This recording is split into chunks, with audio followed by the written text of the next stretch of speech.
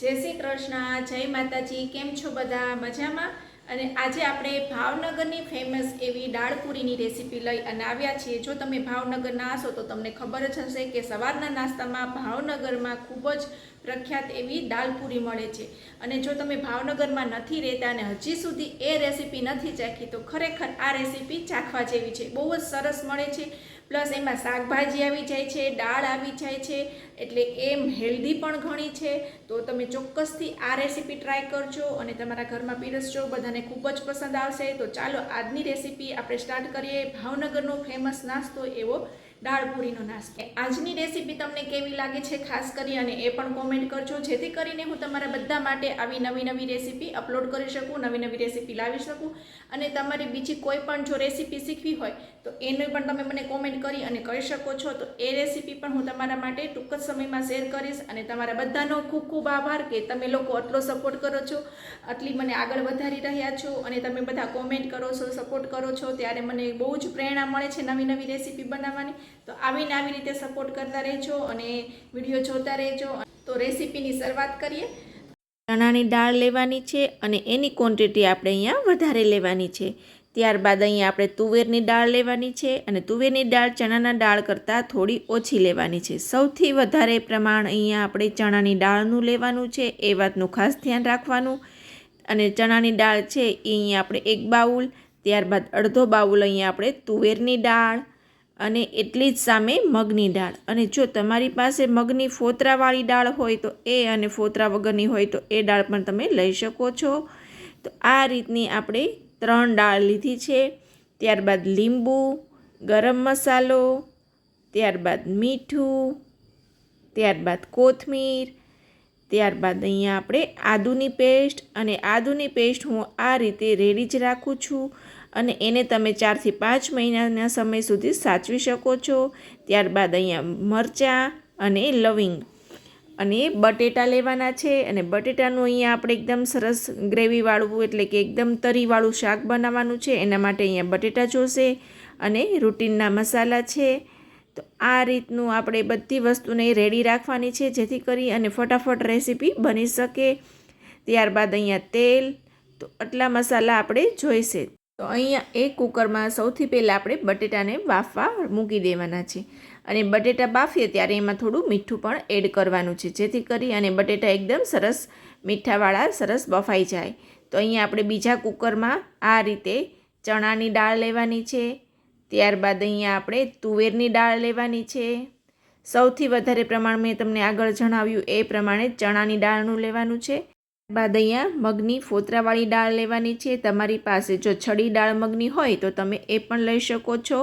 તો આ રીતે આપણે ત્રણેય દાળને સારી રીતે 2 થી 3 પાણીથી ધોઈ નાખશું. ત્યારબાદ એમાં આપણે મીઠું એડ કરશું. ત્યારબાદ એમાં આપણે હળદર એડ કરશું.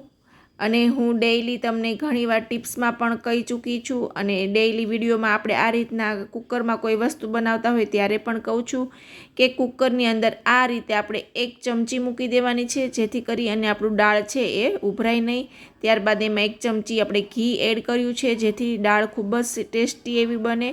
ત્યારબાદ અહીંયા આપણે લીંબુનો રસ લીધો છે, એમાં આપણે થોડી ખાંડ એડ કરી અને સાઈડમાં એને આપણે ઓગળવા માટે રાખી દઈશું. ત્યારબાદ એમાં આપણે મીઠું એડ કર્યું અને સારી રીતે બધી વસ્તુને મિક્સ કરી અને સાઈડમાં મૂકી દેવાનું છે. બીજા એક બાઉલમાં અહીંયા આપણે મસાલો રેડી કરીએ. એના માટે અહીંયા આપણે મીઠું, હળદર, ત્યારબાદ ધાણા જીરું પાવડર. અને આ રીતે તમે પહેલાં જ મસાલા બનાવી અને મિક્સ કરી અને ગ્રેવી કરી અને કરશો તો એનો આખો ટેસ્ટ જ અલગ આવશે. તો આ રીતે ચોક્કસથી આ રેસીપીમાં આ રીત કરજો. તો અહીંયા એમાં હવે આપણે લાલ મરચું પાવડર એડ કર્યું. અને લાલ મરચું પાવડર છે એ તમારા ઘરમાં જેટલું તીખું ખવાતું હોય એ રીતે તમે અહીંયા કરી શકો છો. ત્યારબાદ અહીંયા ગરમ મસાલો. અને આ જે છે મસાલો એટલે કે આ જે વેરાયટી છે એ તીખી હશે તો ખાવામાં એકદમ મજા આવશે. તો એમાં હવે આપણે પાણી એડ કરી અને એને પણ મિક્સ કરીને સાઈડમાં રાખીએ. ત્યારબાદ ત્રીજું એક બાઉલ લેવાનું છે, એમાં પણ સેમ આ જ રીતે હળદર, મીઠું, ધાણા જીરું પાવડર.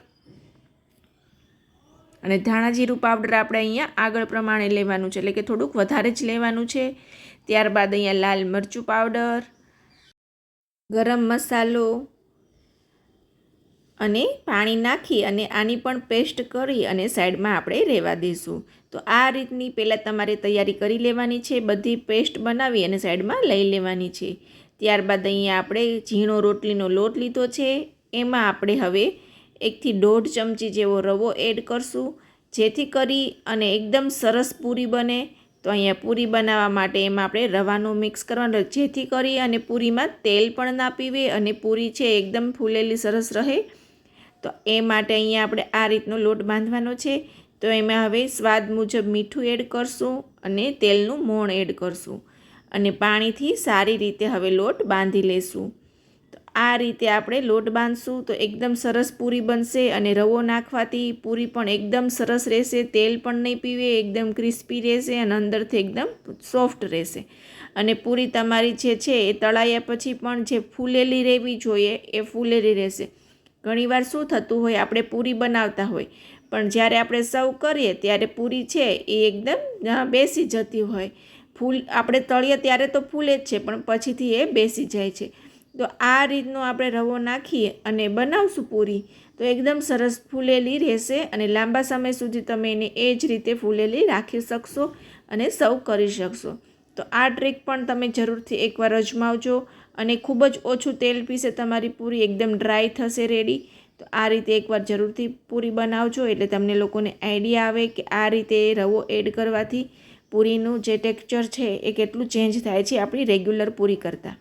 તો આ રીતે થોડું પાણી એડ કરી અને લોટ બાંધી લઈએ. અહીંયા બહુ વધારે કઠણ પણ નહીં અને ઢીલો પણ નહીં, એ રીતનો આપણે લોટ બાંધવાનો છે. તો આ લોટને તમારે 5 થી 7 મિનિટ અગાઉ બાંધી લેવાનો, જેથી કરી અને પૂરી એકદમ સરસ બને. તો અહીંયા આપણે લોટ બાંધી અને તેલનું પાછું મોણ નાખીએ એટલે કે તેલ નાખી અને સારી રીતે એને મસળી લેશું. અહીંયા આપણે એક કઢાઈ લેવાની છે અને કઢાઈમાં અહીંયા મોટા 2 ચમચા જેવું તેલ લેવાનું છે. ત્યારબાદ અહીંયા રાઈ અને જીરું નાખી અને વઘાર કરવાનો છે. ત્યારબાદ એમાં થોડી હિંગ એડ કરશું અને ત્યારબાદ બાફેલું બટેટું છે એને આ રીતે આપણે મેશ કરી દઈશું, જેથી કરીને એકદમ ઘાટો ગ્રેવીવાળો રસો બને. ત્યારબાદ જે આપણે પેસ્ટ કરી અને રેડી રાખી હતી બાઉલમાં બધા મસાલા નાખી અને પાણી કરીને એ પેસ્ટ લઈ લેશું. જો તમે આ રીતે પહેલેથી જ પેસ્ટ બનાવી અને રાખશો ને તો સબ્જી એકદમ ટેસ્ટી, સ્વાદિષ્ટ અને એનો સ્વાદ આખો અલગ જ આવશે.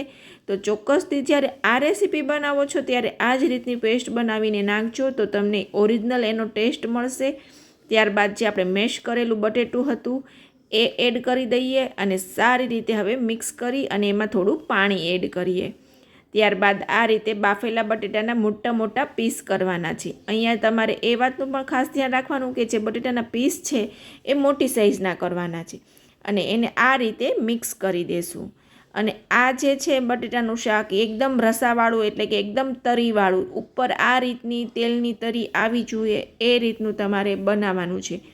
તો એ બની ગયા પછી આ રીતે તમે જોઈ શકો છો કે સરસ રીતે દાળ હવે બફાઈ ગઈ છે. તો અહીંયા આપણે દાળનો વઘાર કરી લઈએ. તો એના માટે પણ અહીંયા એક કઢાઈ લેવાની છે અને એમાં પણ હવે તેલ એડ કરવાનું છે. તેલ એડ થઈ જાય પછી અને તેલ છે એ આમાં મીડિયમ લેવાનું છે, કેમ કે શાકમાં આપણે તેલનું પ્રમાણ વધારે લીધું છે તો દાળમાં એ રીતે અહીંયા એડજસ્ટ કરવાનું છે. તો એમાં પણ રાઈ અને જીરુંનો વઘાર કરી અને તજ, લવિંગ અને સૂકા લાલ મરચાં એડ કરવાના છે અને એને સારી રીતે થવા દેવાના છે. ત્યારબાદ એમાં આપણે ચપટીક હિંગ એડ કરશું અને વઘારને સારી રીતે થવા દઈશું. અને આ દાળ એટલી ટેસ્ટી બને છે કે ચોક્કસથી તમે એકવાર તો આ દાળ બનાવીને ટ્રાય કરજો, તમને બધાને ખૂબ જ પસંદ આવવાની છે. ત્યારબાદ આપણે જે પેસ્ટ બનાવી અને રેડી રાખી હતી એ પેસ્ટ હવે આમાં એડ કરી દઈશું અને સારી રીતે મિક્સ કરી દઈશું. તમને ખ્યાલ હોય અને યાદ હોય તો આપણે અહીંયા 2 બાઉલમાં આ રીતની પેસ્ટ બનાવી અને રેડી કરેલી હતી એ પેસ્ટ છે. તો અહીંયા આપણે એને સારી રીતે મિક્સ થવા દઈએ. તેલ થોડું છૂટું પડે ત્યાં સુધી આપણે એને થવા દેવાની છે. ત્યારબાદ આ રીતે આપણે બાફેલી દાળ છે એ એડ કરી દઈશું અને આ દાળમાં બ્લેન્ડર કે કશું ફેરવવાની જરૂર નથી. આ રીતે એના આખા દાણા રહે એ રીતે જ રાખવાની છે અને આ રીતે હવે એને મિક્સ કરી લઈશું. એકદમ સિમ્પલ છે પણ ખૂબ જ ટેસ્ટી એવી છે. તો ચોક્કસથી તમે આ રેસીપી ટ્રાય કરજો અને આજની રેસીપી તમને કેવી લાગે છે એ પણ મને ખાસ કમેન્ટ કરી અને જણાવજો, જેથી કરી અને તમારા બધા માટે હું નવા નવા વિડીયો લાવી શકું. બાદ એમાં આપણે આદુની પેસ્ટ એડ કરી અને હવે સારી રીતે એને ઉકળવા દેશું. અને બીજા એક બાઉલમાં જે આપણે ખાંડ અને લીંબુનું પાણી બનાવી અને મિક્સ કરી અને સાઈડમાં રહેવા દીધું હતું, એમાં હવે આપણે આ ફુદીનાની પેસ્ટ એડ કરશું. તો આ રીતે હું ફુદીનાની પેસ્ટ પણ રેડી જ રાખું છું, જેથી કરી અને ફટાફટ રેસીપી આપણે બનાવી શકીએ. તો એને પણ હું આ રીતે સ્ટોરેજ કરું છું, જેવી રીતે આદુ મરચાંની અને લસણની પેસ્ટ સ્ટોરેજ કરું છું એવી રીતે. અને એનો વિડીયો પણ જો તમારે શીખવો હોય તો પણ મને કોમેન્ટ કરજો, તો તમારા માટે એની પેસ્ટ કેવી રીતે સ્ટોરેજ કરવી એ પણ હું તમારા સાથે શેર કરીશ. તો આ રીતે આપણે ફુદીનાની પેસ્ટ નાખ્યા પછી સારી રીતે એને મિક્સ કરી દઈશું.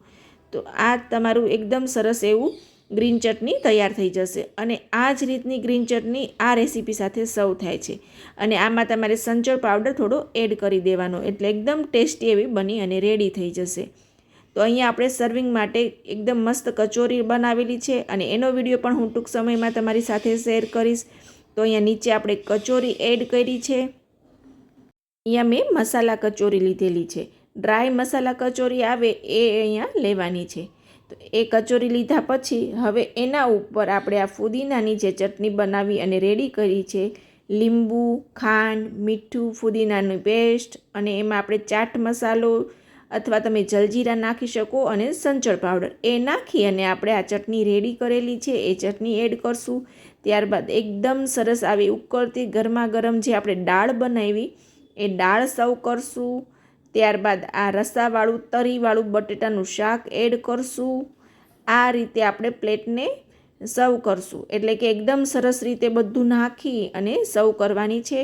તો ત્યારબાદ ફરીવાર એમાં આપણે ફુદીનાની ચટણી એડ કરી અને આ રીતે બટેટા એડ કર્યા, એટલે કે બટેટાનું શાક એડ કર્યું. ત્યારબાદ કાચી ડુંગળી અને કોથમીરને એડ કરી અને એકદમ ગરમા ગરમ પૂરી સાથે આપણે એને સર્વ કરવાની છે. જે પહેલાં આપણે પૂરીનો લોટ બાંધી અને રેડી કરેલો છે એ પૂરી સાથે હવે આ રેસીપીને સર્વ કરશું.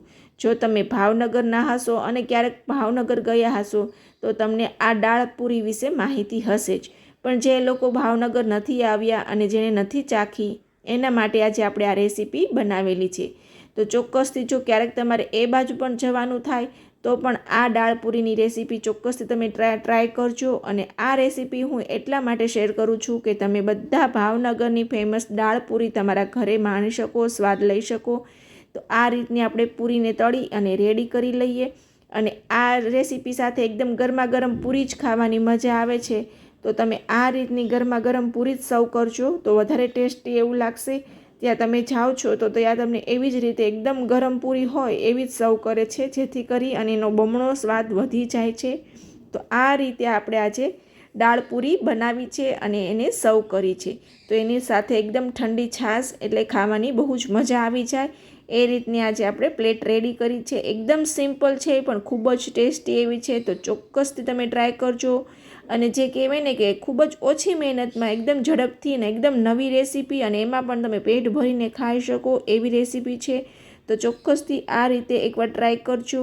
અને જો મારી ચેનલમાં તમે નવા હોય તો ચેનલને સબસ્ક્રાઈબ પણ કરજો. મળશું નવી રેસીપી સાથે. આવજો.